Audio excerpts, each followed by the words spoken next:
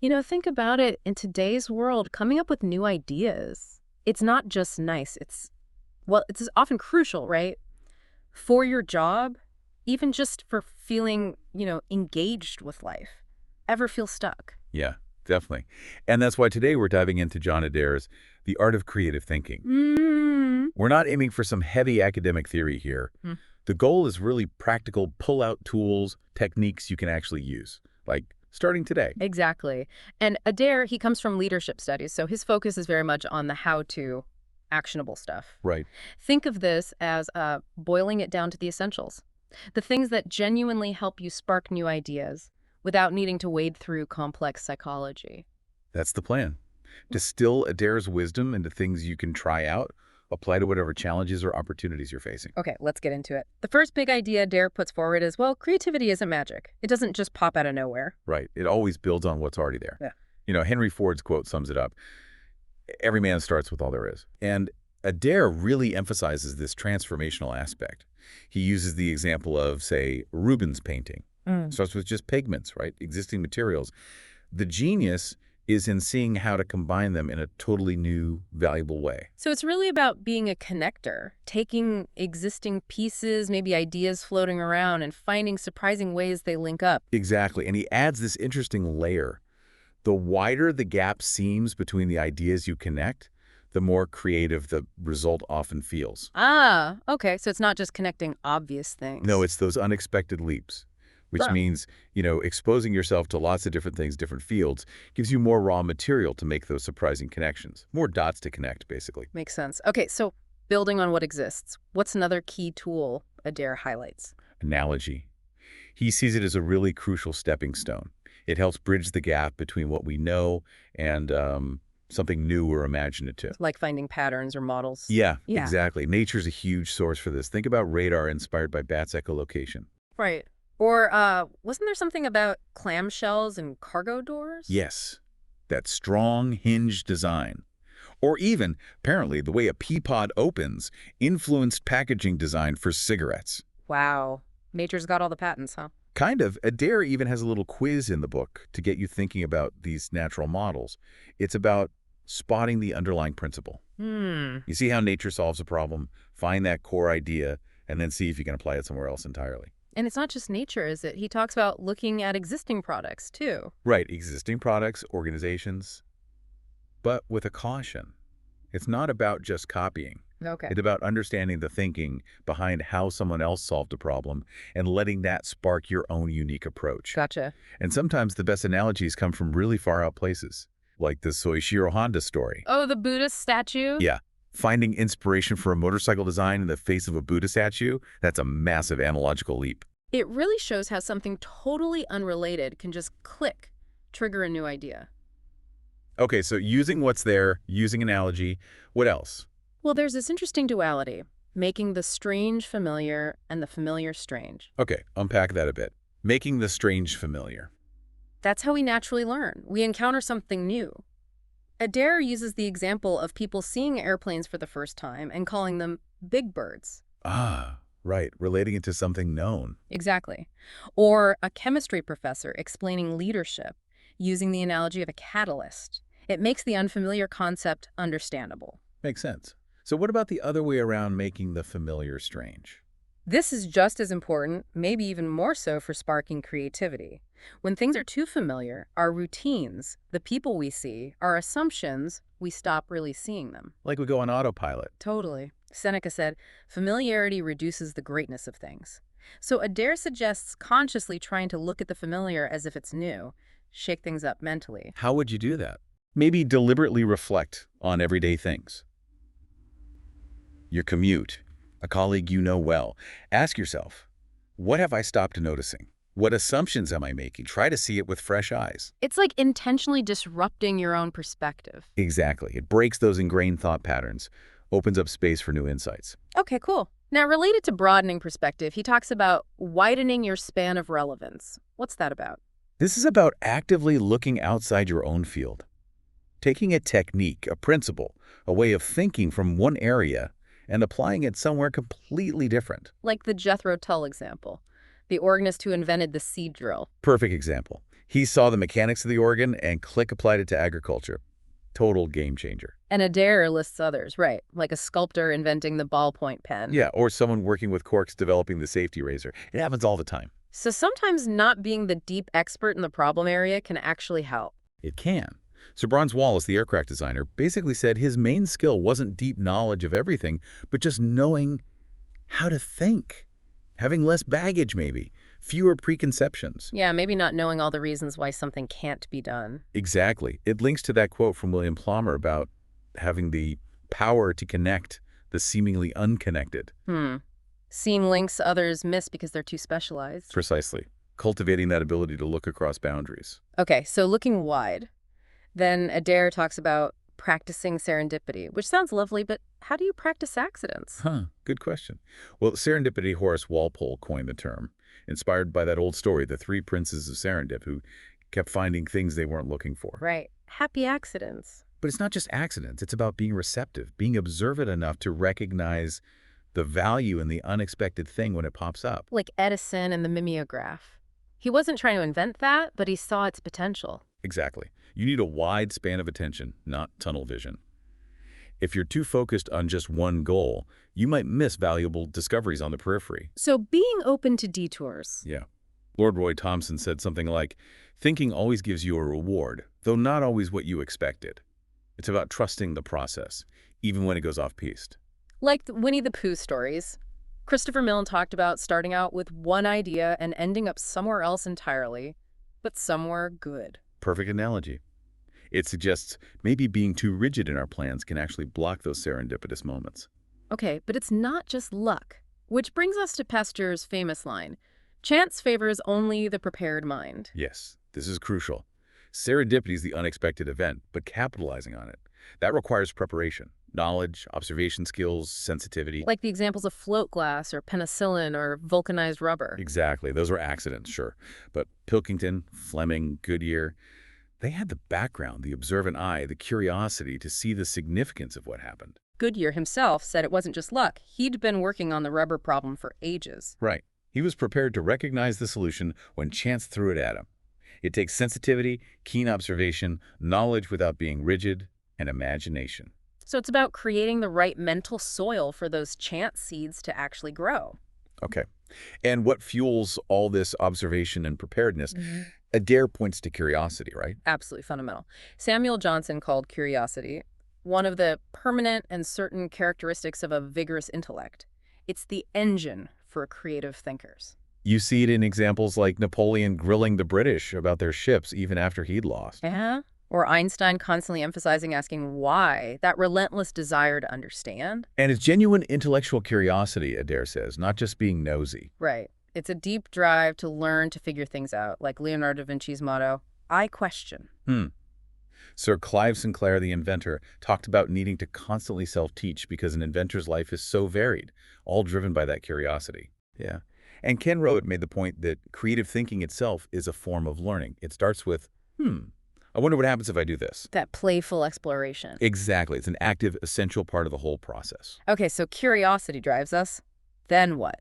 Adair really hammers home the importance of observation, keeping your eyes open. Yes, and not just glancing. It's careful, analytical, honest attention to detail. Like the artist Graham Sutherland, seeing similar patterns of struggle and growth in faces and in nature. That deep level of seeing. Absolutely. Adair contrasts just seeing with observing. Think Sherlock Holmes. Right, noticing the details others miss. Yeah. And we often see things through filters, right? What we expect to see, what others have told us. Flaubert said we tend to see with the memory of others' thoughts. Ooh, that's insightful. So how do we get better at really observing? Adair suggests drawing or sketching. It forces you to look closely. John Ruskin famously said his goal was simply to teach you to see. Makes sense. You can't draw something properly if you haven't really looked at it. Exactly. Norman Thelwell, the cartoonist, said sketching burns scenes into your memory because you have to engage so intensely. So observation skills give you that rich raw material. Now, what about our ears? Adair also talks about listening. Yeah, listens for ideas. He He says creative thinkers are often really good listeners, again, driven by curiosity and an open mind. But it requires holding back judgment, doesn't it? Not Yeah. immediately jumping in to analyze or criticize. Totally. You have to consciously try to fully grasp what the other person is saying, especially if it's a different viewpoint. Understand first, evaluate later. To find the meaning behind the words. Right. Lord Roy Thompson, the businessman, made a point of being accessible, listening to ideas from everyone, anywhere. He figured good ideas could come from unexpected places if you just listened. That's a great mindset. Be present, really hear people out. Okay, so observing, listening. Okay. What about reading? Also vital, Adair says, but reading to generate ideas is different from just reading for fun or basic info. It's more active, especially with good fiction, he suggests. The reader has to use their imagination, fill in the gaps. John Fowles mentioned the vagueness, letting the reader co-create. Inference and implication. Exactly. And then you need reflection. Bacon's idea. Some books are tasted, others swallowed, some chewed and digested. Really engaging with it. Right, taking the time to think about it afterwards. And books connect us to other times, other minds. Adair gives examples of discovering old ideas, like lightning rods on Solomon's temple, that spark new thoughts about current problems. Serendipity through reading. Interesting. And didn't Darwin recommend reading poetry and music too? Yeah, to keep different parts of the brain active, keep the emotional side alive. It all Huh. feeds into a richer mental landscape. So active, reflective reading. Okay, we're gathering all these inputs, observations, conversations, reading. How do we keep track? Adair is big on notebooks, isn't he? Huge. He calls keeping a notebook a vitally important tool. Essential, really. To avoid that awful feeling when a good idea just evaporates, Berlioz called it anguish and despair. Yeah. Adair's advice is simple. Jot ideas down immediately. Don't worry about order or perfection. Just get it down. Title, date, the core thought. While it's fresh. Exactly. Capture whatever strikes you as interesting, stimulating, memorable. Doesn't matter if it seems right or wrong at the time, just capture the spark. Like Shakespeare said, no profit grows where is no pleasure taken. Follow what interests you. Right. And then, Adair suggests, browse through it later. When your mind's fresh, maybe on a trip or just a quiet moment, see what connections emerge. Your own personal idea bank. Exactly. A place to revisit and recombine. Okay, so we've got ideas brewing. How do we start sorting them? Adair talks about testing your assumptions. This isn't about being negative, is it? It's more exploratory. Right. It's about consciously making assumptions to see where they lead. Like Einstein imagining writing on a light beam that was a deliberate thought experiment based on an assumption. Ah, okay, so it's a tool, Hmm. but distinct from the unconscious assumptions we all carry. Very distinct. Those unconscious biases and preconceptions, they can be major roadblocks to new thinking. They operate unseen. The things we believe without even realizing we believe them. Exactly. And that's where other people can be so helpful. Someone asking, wait, why do you assume that?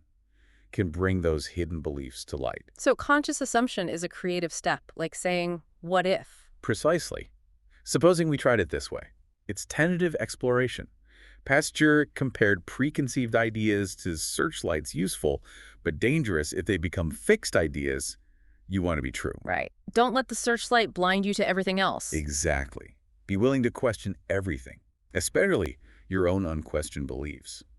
Now, moving deeper, Adair brings in the depth mind, the unconscious. He thinks this is maybe the most important factor. He suggests it's hugely influential. It operates below conscious awareness, doing its own analyzing, synthesizing, even valuing. It processes information differently, holistically. Like a background processor, finding patterns we don't consciously see. Yeah.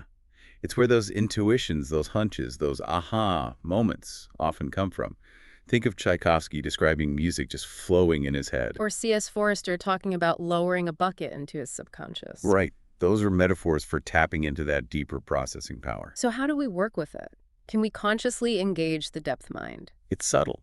It involves developing an awareness of it, trusting it, knowing when to consciously step back from a problem after focused effort, and let the depth mind take over for a while. Give it space to work. Learning to trust that internal process. Okay, but what if we just feel stuck? No ideas coming, conscious or unconscious. Adair's advice is pretty blunt. Do not wait for inspiration. Yeah, he stresses how unreliable waiting for the mood is. Look at prolific creators like Graham Greene or Leslie Thomas. They emphasize routine, showing up and doing the work, whether inspired or not. Edison's famous 99% perspiration, 1% inspiration. Exactly. The hard graft is essential. But Adair adds a nuance. It's not just perspiration. You also need sensitivity, a readiness to notice the subtle movements of thought, those faint signals from the depth mind. Ah, okay. So the work creates the conditions, but you still need to be listening internally. Right. Goethe said thoughts are like children of God arriving after effort.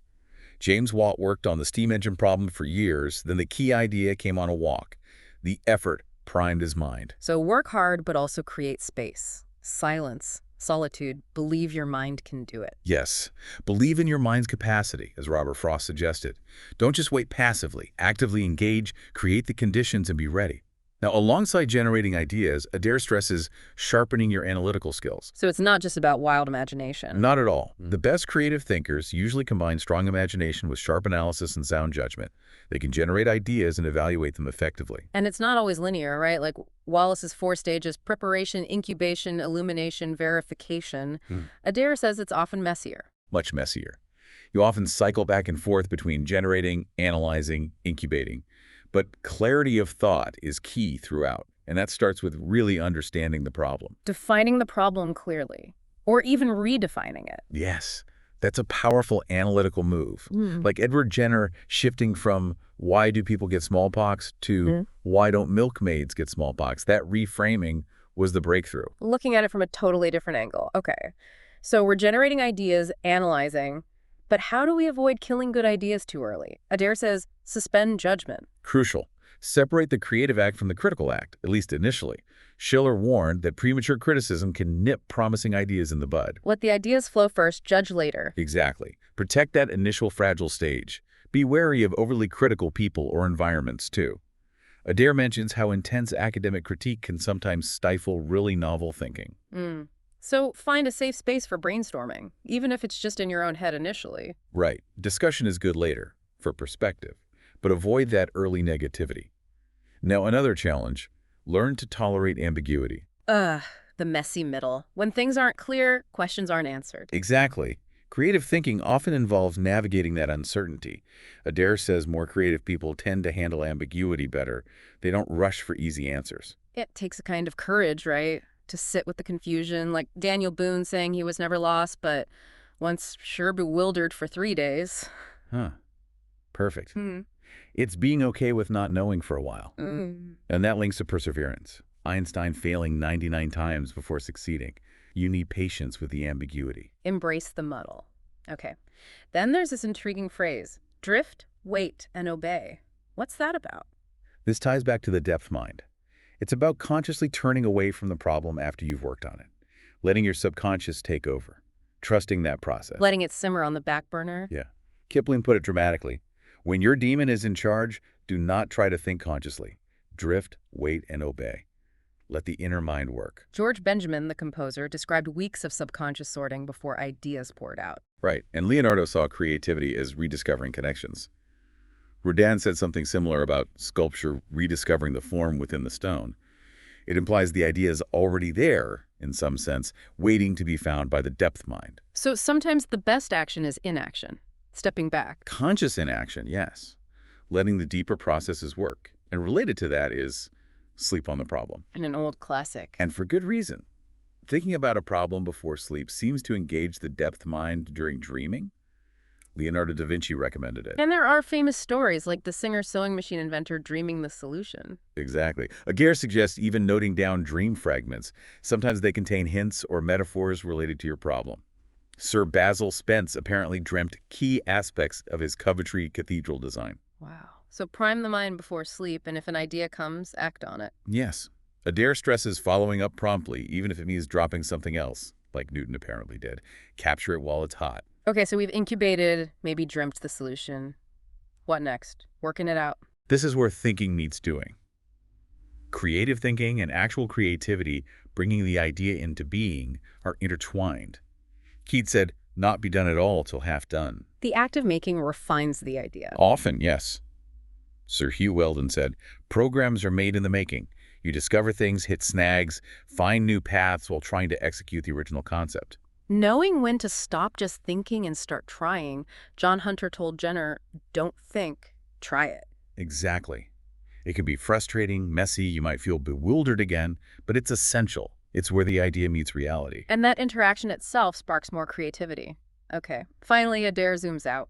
Think creatively about your life. Yeah, applying all these principles not just to work projects, but to life itself. Nikolai Berdyaev called creativity a duty, not just a right. Seeing your life as something you can shape, not just something that happens to you. Henry Miller said the creative urge affects everything. It involves self-discovery, finding your unique strengths, your path, experimenting, learning from mistakes. Theo Mormon's advice about setting sights high, trusting your gut that applies to life design too.